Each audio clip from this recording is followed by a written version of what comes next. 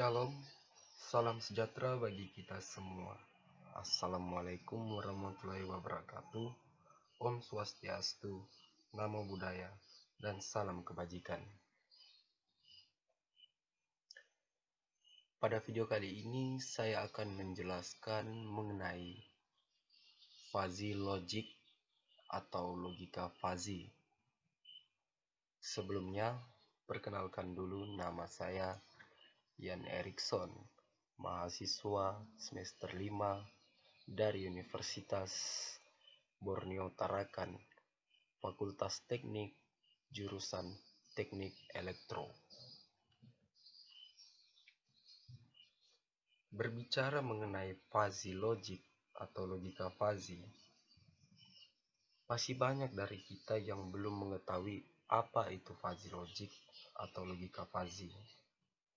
Nah, di video inilah saya akan memberikan sedikit pemahaman tentang logika fuzzy.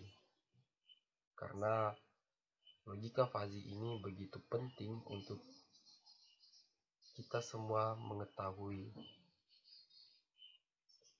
karena pengaplikasian dari logika fuzzy ini sangat memudahkan dan sangat mengurangi biaya di dalam kehidupan sehari-hari kita. Langsung saja,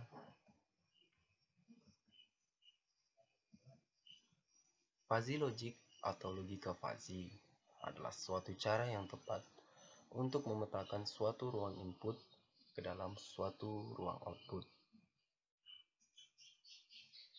Logika fuzzy ini pertama kali dikembangkan oleh Profesor Lotfi Askerzadeh pada tahun 1965, yang mana dia adalah seorang ilmuwan Amerika Serikat berkebangsaan Iran. Logika fuzzy dapat digunakan dalam bidang teori kontrol, teori keputusan, dan beberapa bagian dalam manajemen sains.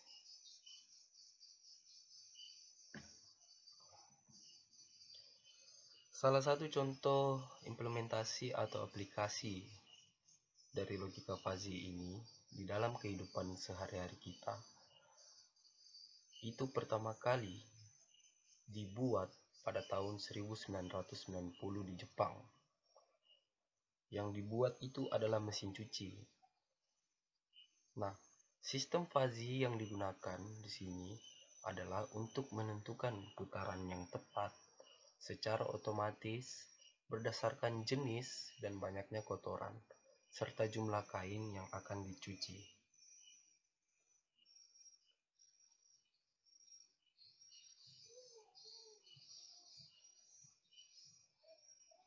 Selanjutnya,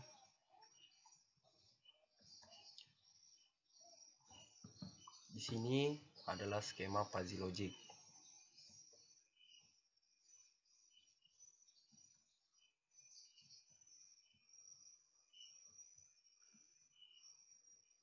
Dalam skema fuzzy logic ini terdiri dari ruang input, kotak hitam, dan ruang output. Antara input dan output terdapat suatu kotak hitam yang harus memetakan input ke output yang sesuai. Artinya di sini ruang input dapat kita isi dengan variabel-variabel dari fuzzy. Kemudian diproses oleh kotak hitam menggunakan fuzzy logic atau rules dari fuzzy. Setelah itu menghasilkan output atau variabel output. Selanjutnya,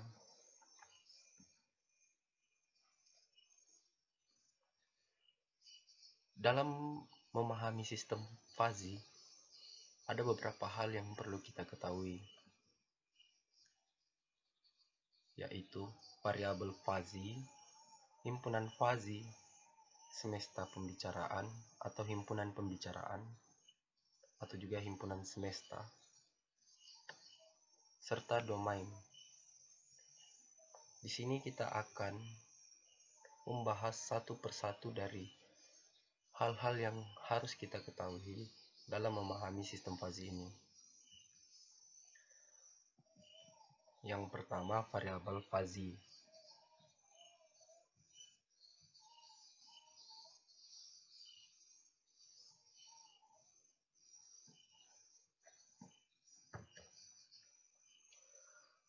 Variabel fuzzy merupakan variabel yang hendak dibahas dalam suatu sistem fuzzy.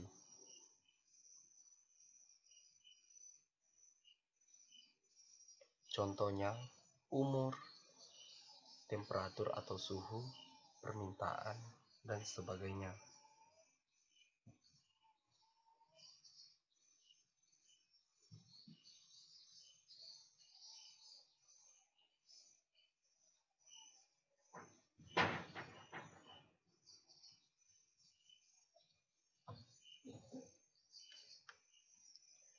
Selanjutnya, ada himpunan fuzzy.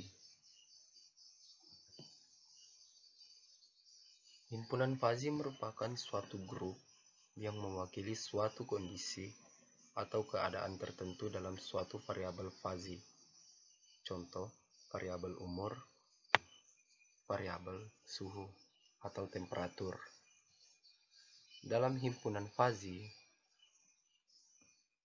terdapat mewakili suatu kondisi atau atribut, yaitu linguistik. Linguistik di sini mewakili suatu kondisi, misalnya panas, hangat, dingin.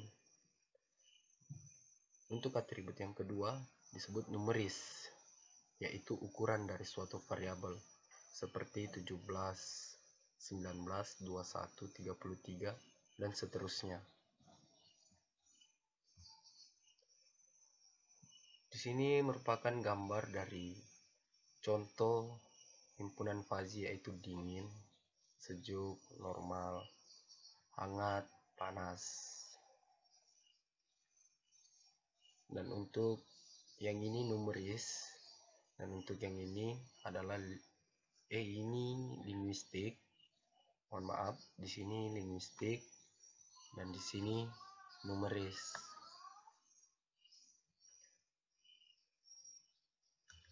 Selanjutnya, semesta pembicaraan.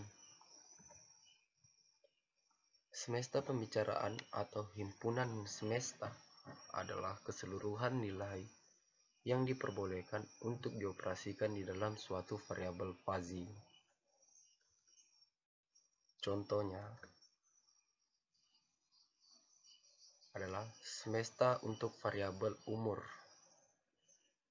yaitu dari 0 sampai tak hingga. Bisa juga semesta untuk variabel berat badan, misalnya dari 1 sampai 150. Yang kedua adalah semesta pembicaraan untuk temperatur atau suhu, yaitu dari 0 sampai 40 atau 100.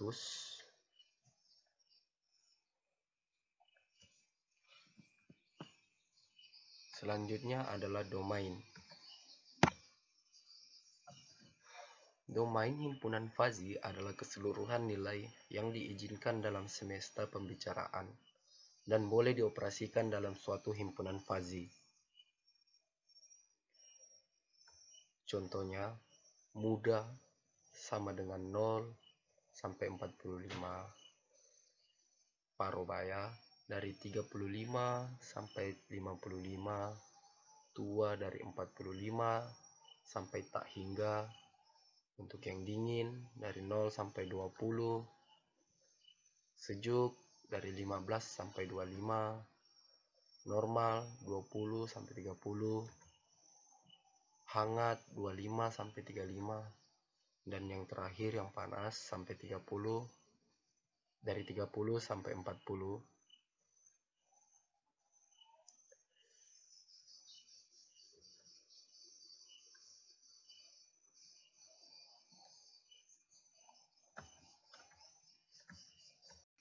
Selanjutnya, kita membahas fungsi keanggotaan. Fungsi keanggotaan atau membership function adalah suatu kurva yang menunjukkan pemetaan titik-titik input data ke dalam nilai keanggotaannya, atau biasa juga disebut derajat keanggotaan, yang memiliki interval antara 0 sampai 1.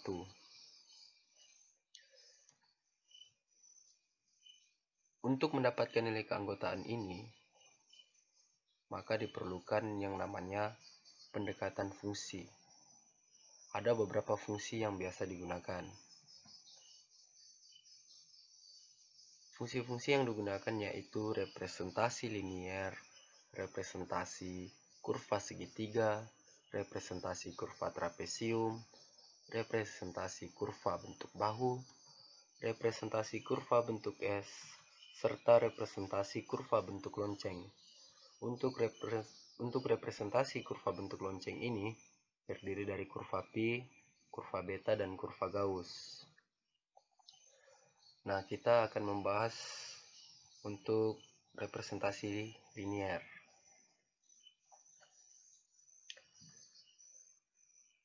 Representasi linier yaitu pemetaan input ke derajat keanggotaannya digambarkan sebagai suatu garis lurus. Bentuk ini paling sederhana dan menjadi pilihan yang baik untuk mendekati suatu konsep yang kurang jelas. Ada dua keadaan himpunan fazi yang linier. Yang pertama yaitu representasi linier naik, dan yang kedua representasi linier turun. Untuk representasi linier naik dapat kita lihat di gambar berikut ini. Nah, di sini garis dari A menunjukkan representasi linier naik. Untuk rumusnya dapat kita lihat di sini. Dari rumus ini kita bisa pahami, tidak perlu dihafal, kita bisa memahaminya. Selanjutnya untuk representasi linier turun dapat kita lihat dari gambar berikut ini. Sama juga ya, cuma di sini garisnya dari nilainya dari 1 dia menurun hingga 0 dan sampai di titik B atau domain B. Untuk fungsi keanggotaannya berbeda ya sama di fungsi keanggotaan yang linier naik. Ini berbeda dengan yang ini. Lihat di kursor, berbeda. Kemudian representasi kurva segitiga. Representasi kurva segitiga ini merupakan gabungan antara dua garis linier yang tadi.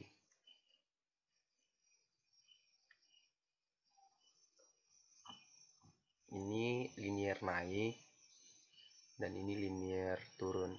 Jika digabungkan menjadi kurva segitiga. Untuk rumusnya dapat kita lihat di sini.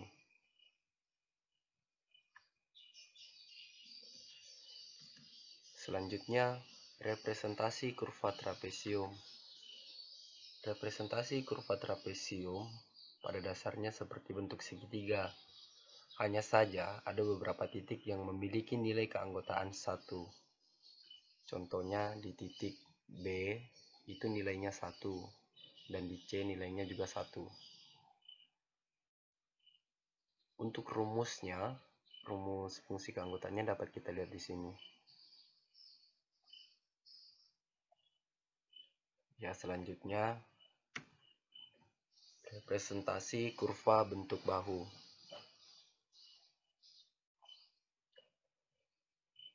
Representasi kurva bentuk bahu ini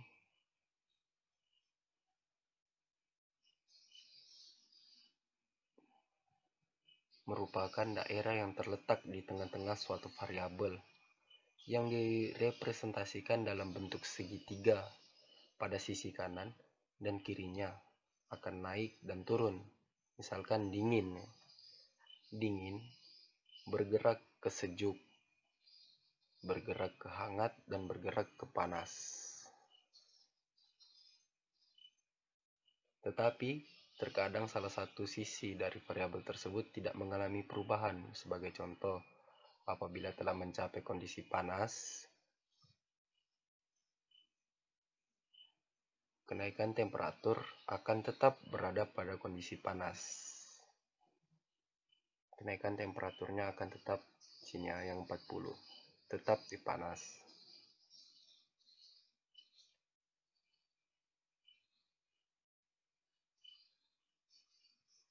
Kemudian himpunan fazi bahu bukan segitiga digunakan untuk mengakhiri variabel suatu daerah fazi.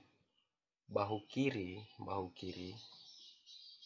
yang ini, bahu kiri bergerak dari benar ke salah. Demikian juga bahu kanan bergerak dari salah ke benar. Ini gambar menunjukkan variabel temperatur ya, dengan daerah bahunya. Selanjutnya, representasi kurva bentuk S.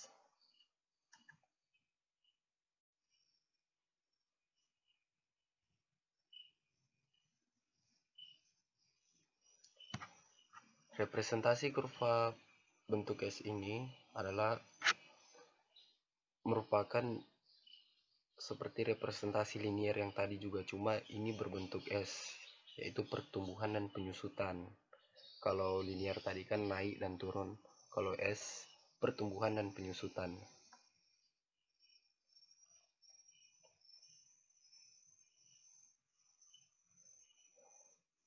Untuk kurva S ini,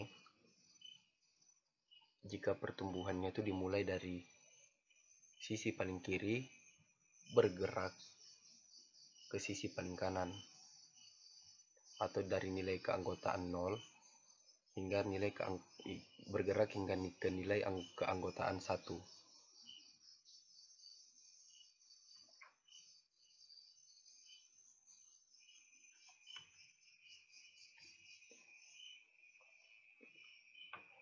Kurva bentuk S juga ini, representasi kurva bentuk S juga ini ada yang penyusutan seperti yang saya bilang tadi.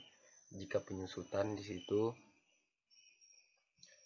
nilai keanggotaannya itu bergerak dari 1 atau dari paling kanan, dari paling kiri menuju ke 0 atau ke arah kanan.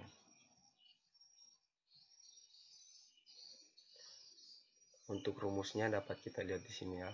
Ini rumus untuk fungsi keanggotaan pada kurva pertumbuhan. Sedangkan untuk fungsi keanggotaan pada kurva penyusutan, ini rumusnya.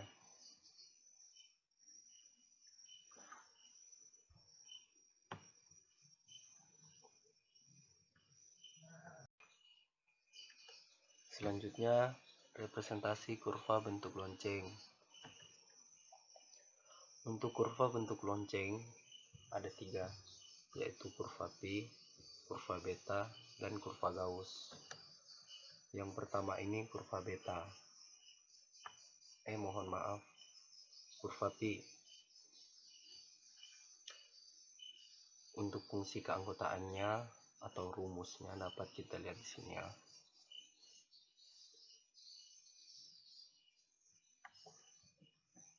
Yang kedua baru kurva beta. Untuk fungsi keanggotaannya atau rumusnya dapat kita lihat di sini. Dan yang ketiga kurva Gauss. Untuk rumus keanggotaannya dapat kita lihat pada slide ini ya.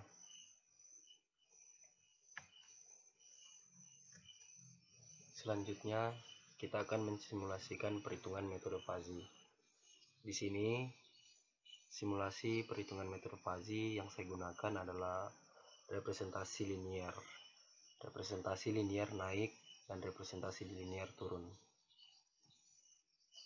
Yang pertama ini representasi linier naik. Untuk soalnya fungsi keanggotaan untuk himpunan panas pada variabel temperatur ruangan. Dapat kita lihat seperti gambar ini ya, atau grafik. Di sini yang ditanyakan fungsi keanggotaan dari 32.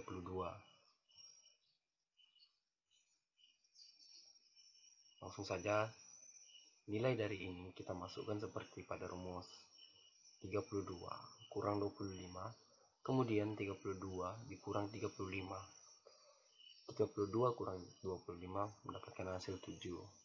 Kemudian 32 dikurang 35 hasilnya 10. 7 dibagi 10 hasilnya 0,7. Dan didapatkanlah fungsi keanggotaan dari 32 itu adalah 7, 0,7. Yang kedua, fungsi keanggotaan untuk himpunan dingin atau representasi linear turunnya pada variabel temperatur ruangan. Dapat kita lihat gambar atau grafiknya seperti ini. Kemudian fungsi keanggotaan yang dicari itu 20. Nah, langsung saja kita masukkan ke rumus. 30 dikurang 20, kemudian 30 dikurang 15. 30 kurang 20 hasilnya 10. Kemudian dibagikan dengan 30 dikurang 15. Hasilnya 15. Selanjutnya 10 dibagi 15. Dan didapatkanlah hasil 0,667. Jadi, fungsi keanggotaan dari 20 adalah 0,667. Ya, itu saja yang bisa saya sampaikan.